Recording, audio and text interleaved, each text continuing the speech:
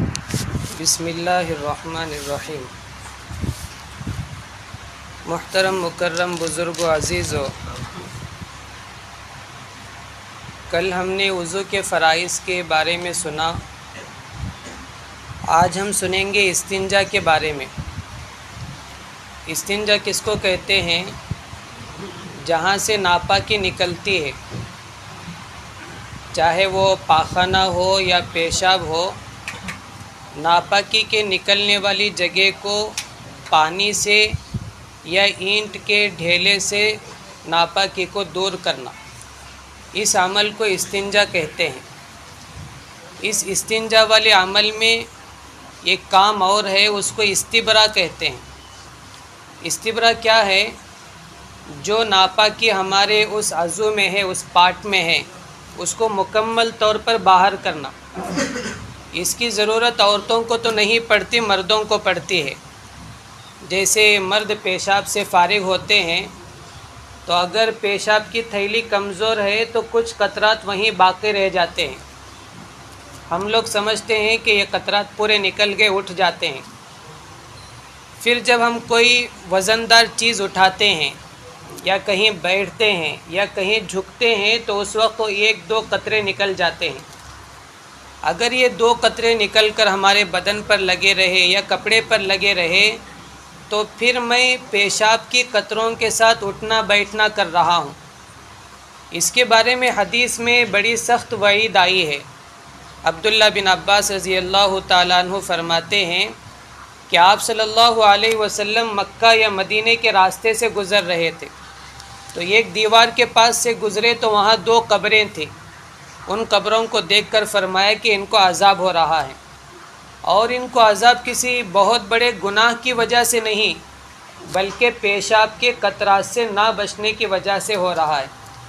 تو ہم لوگ پیشاب کی قطروں سے بچنا کس کو سمجھتے ہیں؟ کہ ہمارے بچوں کا پیشاب ہمارے بدن پر نہ لگ جائے، اس سے بچتے رہتے ہیں۔ جانور کے پاس سے گزر رہے ہیں، وہ پیشاب کر رہا ہے تو ذرا ہٹ کے گزرتے ہیں کہ اس کے پیشاب کے قطرات ہمیں نہ لگے۔ ہم اس سے بچنے کو بچنا سمجھ رہے ہیں، جبکہ ہمارے بدن سے جو قطرات نکلتے ہیں اس سے بچنے کو ہم نے ابھی تک ضروری نہیں سمجھا۔ جبکہ اگر ہمارا یہی معمول رہا تو پھر اگر اللہ نے نہیں بچایا تو وہ عذاب مجھے بھی ہو سکتا ہے۔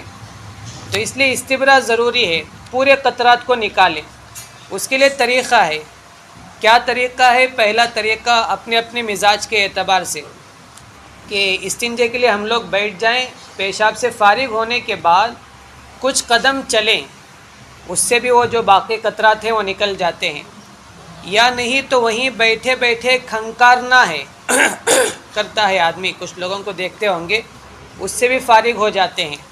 یا نہیں تو تیسرا طریقہ ہے کہ وہ ہمارا جو عضو ہے، پارٹ ہے، اس پر انگلی کو پھرانا ہے۔ جس نالی سے پانی باہر آتا ہے اس نالی کو سپورٹ کرنا ہے تاکہ اندر جو بچا ہوا ہے وہ نکل جائے۔ یہ تین طریقے لکھے ہوئے ہیں۔